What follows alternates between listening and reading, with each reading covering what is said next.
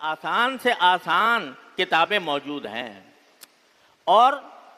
لکھ دی گئی ہیں، تیار کر دی گئی ہیں، لیکن پڑھنے والا نہیں، اس لیے کہ فکر نہیں، اپنی اصلاح کی فکر نہیں۔ جب اصلاح کی فکر نہیں تو پھر علم کہاں سے آئے؟ جو بنیادی علم جس کے بارے میں رسول کریم صلی اللہ علیہ وسلم نے ارشاد فرمایا تھا کہ طلب العلم فریضۃ علی کل مسلم، علم کا طلب کرنا ہر مسلمان کے ذمہ فرض ہے۔ فرض ہونے کے معنی یہ ہے کہ ایسے ہی فرض ہے جیسے نماز فرض ہے، جیسے روزہ فرض ہے، جیسے زکوٰۃ فرض ہے، جیسے حج فرض ہے۔ اسی طرح ضروری علم حاصل کرنا ہر شخص کو اپنے زندگی کے دائرے میں جتنی معلومات دین کی ہونی چاہیے وہ اس کو حاصل ہو، لیکن نہیں۔ اور اس کا نتیجہ یہ ہے کہ اپنے ذہن سے کچھ خیالات اور توہمات بنائے ہوئے ہیں اور ان خیالات کے مطابق بس زندگی گزارے۔ ٹھیک ہے جی، اللہ تعالیٰ غفور الرحیم ہے، جس طرح بھی چاہے ہم سمجھ لیں، جس طرح چاہیں کر لیں، جو چاہیں کہہ دیں، جو کہے عمل کر لیں، تو اس کے نتیجے میں وہ دین سے قریب آنے کے بجائے دور سے دور ہوتے جا رہے ہیں۔ کچھ جذبات ضرور ہیں جن کے اندر کچھ خدا کا خوف ہے، اللہ تعالیٰ کے سامنے پیش ہونے کا کچھ احساس ہے، جواب دہی کی فکر ہے، تو ان کے اندر ایک اچھے دینی جذبات ضرور موجود ہیں۔ یعنی اندر ایک مسلمان وجود جاگ رہا ہے کہ وہ یہ چاہتا ہے کہ میں مسلمان ہوں، اور کم از کم اسلام کی عظمت، اس کی حرمت اس کے دل میں موجود ہے۔ لیکن چونکہ علم صحیح نہیں، لہذا ان جذبات کا اظہار بھی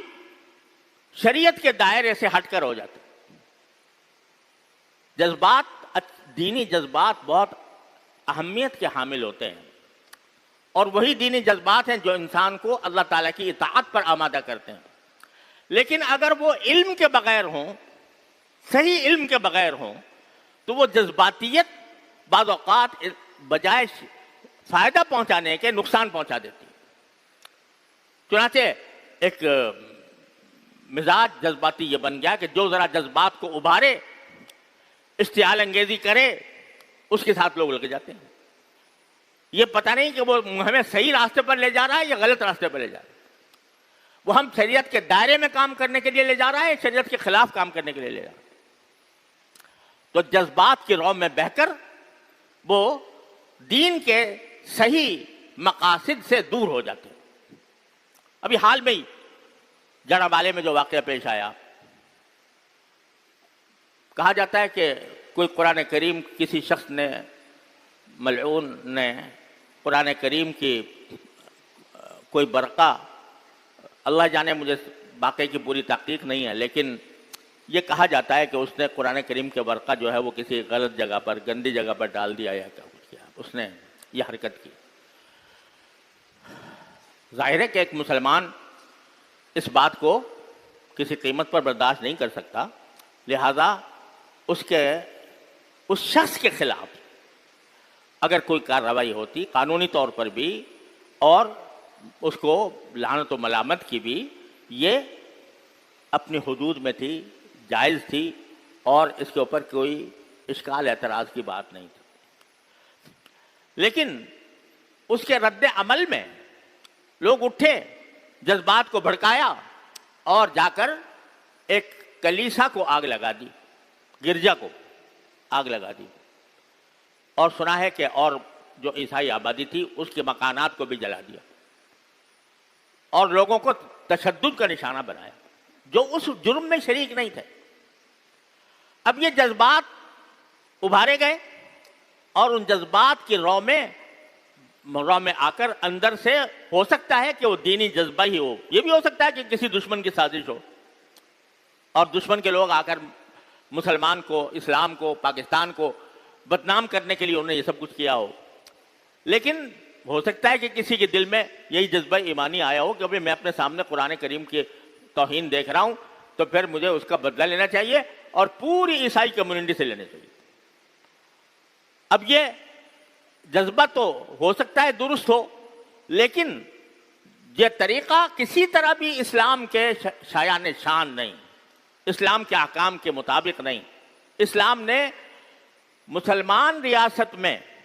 اگر جو غیر مسلم رہتے ہیں ان کو پرامن طریقے سے جو لوگ رہتے ہیں ان کے جان مال آبرو کا تحفظ یہ اسلام نے اس کی گارنٹی دی ہے۔ وہ اپنی عبادت گاہوں میں عبادت کرنے میں آزاد ہیں اور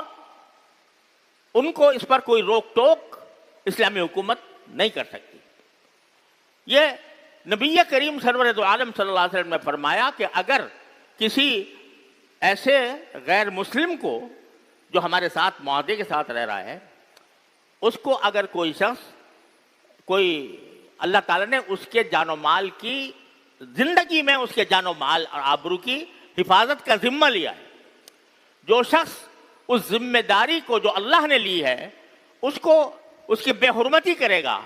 یعنی کسی غیر مسلم کو جو پرامن شہری ہے اگر کوئی نقصان پہنچائے گا اس کی جان کو، اس کے مال کو، اس کے آبرو کو، تو فرمایا کہ وہ جنت کی خوشبو بھی نہیں سونگے گا وہ شخص، فلا یرح رائحۃ الجنہ، وہ جنت کی خوشبو بھی نہیں سونگے گا، کیونکہ اللہ تعالیٰ نے جو غیر مسلم شہری ہیں ان کو اس بات کی اجازت دی ہے کہ وہ اپنے مذہب کے مطابق عبادت کرنے میں آزاد ہیں۔ حضرت فاروق اعظم رضی اللہ تعالیٰ عنہ نے پورا ایک عہد نامہ، جب بیت المقدس فتح ہوا تو اس وقت پورا عہد نامہ ایک لکھا تھا، اور اس عہد نامے کے اندر آپ نے یہ سارے غیر مسلموں کے حقوق اس میں بیان فرمائے تھے۔ ایک مرتبہ حضرت فاروق اعظم رضی اللہ تعالیٰ عنہ ایک شخص کے پاس سے گزر رہے تھے جو یہودی تھا، اور وہ بھیک مانگ رہا تھا۔ تو آپ نے پوچھا بھائی بھیک کیوں مانگتے ہو؟ کہا کہ بھائی کہ میرے پاس پیسے ہی نہیں ہیں، میرے پاس اتنے گزارے کے لائق پیسے نہیں ہیں، میں کیا کروں اور کوئی میرے پاس راستہ نہیں۔ تو آپ نے حضرت فاروق اعظم رضی اللہ تعالیٰ عنہ نے فوراً فرمایا کہ ہم نے اس کی جوانی جو ہے اس سے ہم نے فائدہ اٹھایا، جوانی میں وہ جزیہ دیا کرتا تھا، اب ہمارے لیے یہ بہت بڑا ظلم ہے کہ اس کے بڑھاپے میں ہم اس کو تنہا چھوڑ دیں۔ چنانچہ فوراً بیت المال سے اس کا وظیفہ جاری کروایا، اور جب شہادت پائی حضرت فاروق اعظم رضی اللہ تعالیٰ عنہ نے، زخمی ہو چکے تھے اور شہادت کا وقت، موت کا وقت قریب تھا، تو جو بہت سی وصیتیں لوگوں کو فرمائیں، ان میں سے ایک وصیت یہ تھی کہ جو غیر مسلم تمہاری مملکت میں موجود ہیں جن کے ساتھ ایک معاہدہ ہے تو ان کا خیال رکھنا، اور اگر کوئی ان پر حملہ کرے تو اس کے خلاف تم جنگ کرنا۔ یہ فاروق اعظم رضی اللہ عنہ نے اپنی آخری وصیت میں فرمایا۔ تو اس لیے اللہ تعالیٰ نے ہمیں جو ایک اسلامی ریاست کا تصور دیا ہے اس میں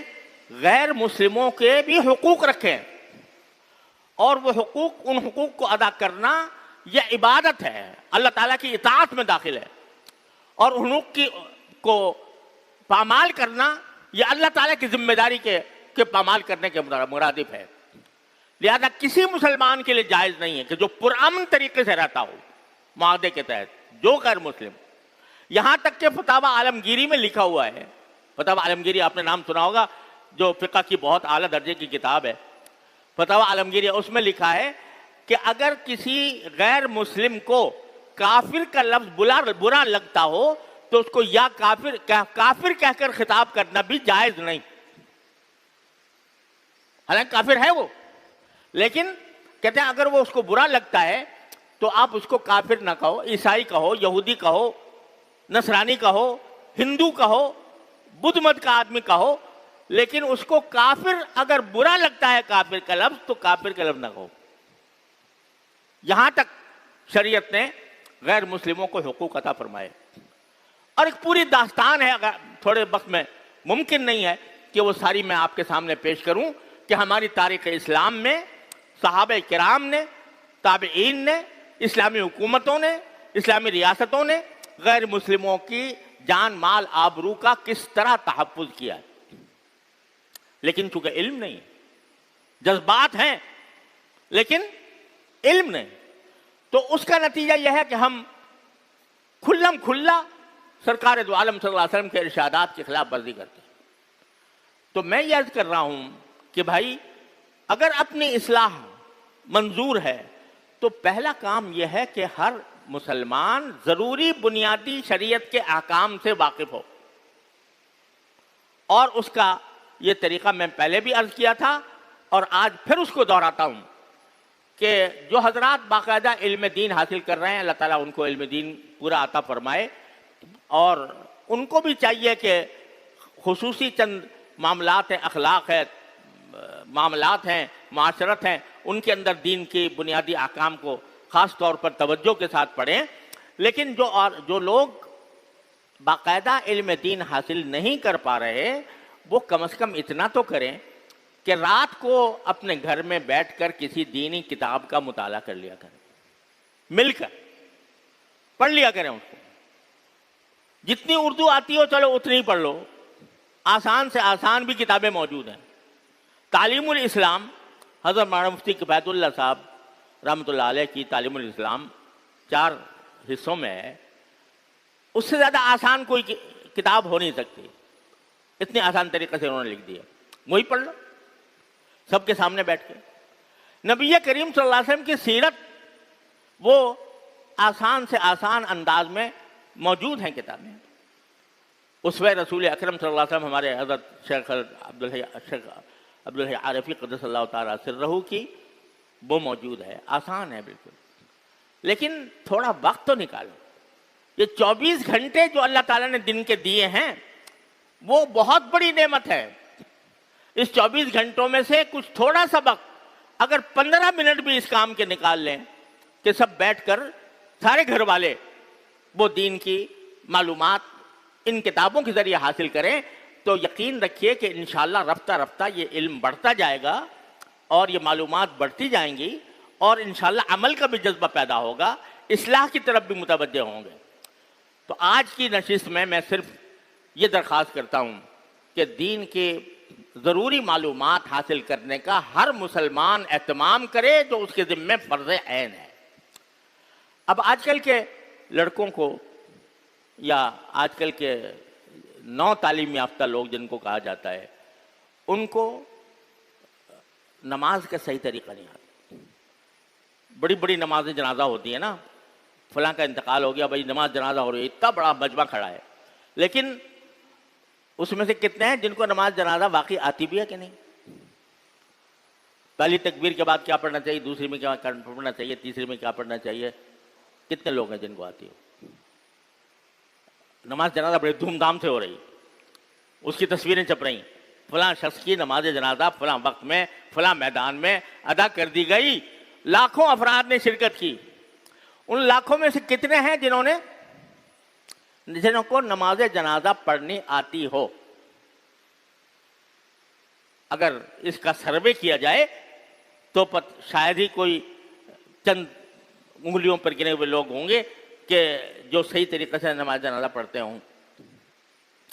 ایک مسلمان ہے، اس کا ایک شعار ہے نماز جنازہ، وہ نہیں آتی۔ اور عید کی نماز ہے تو اس میں ہر مرتبہ امام کو بتانا پڑتا ہے کہ بھائی نماز عید کا طریقہ یہ ہوتا ہے، اس کے بغیر نماز عید بھی نہیں پڑھ سکتے۔ تو میرے بھائیوں، کہاں جا رہے ہیں ہم لوگ؟ اپنے دین کی معلومات سے کتنی دور ہو چکے ہیں؟ اس کی خدا کے لیے فکر کر لو، فکر کر لو۔ یہ مصائب و آلام جن میں ہم گھرے ہوئے ہیں، ان کا ایک بہت بڑا سبب دین سے دوری اور دین کی ناواقفیت ہے۔ خدا کے لیے ہر مسلمان چاہے کہیں کسی بھی پیشے سے وابستہ ہو، تھوڑا سا وقت نکالے اس کام کے لیے کہ جس میں دین کی ضروری معلومات اس کو حاصل ہوں۔ اللہ تبارک و تعالیٰ اپنے فضل و کرم سے اس کی ہمیں توفیق عطا فرمائے، اور یہی ہمارے لیے نجات کا راستہ ہے اور اس راستے کا پہلا قدم ہے۔ اللہ تبارک و تعالیٰ اپنی رحمت سے ہم اس کی توفیق عطا فرمائے اور ہمارے دین و دنیا کی اصلاح فرمائے۔ وصلی اللہ تعالیٰ علی خیر خلقہ سیدنا مولانا محمد وآخر دعوانا الحمد للہ رب العالمین۔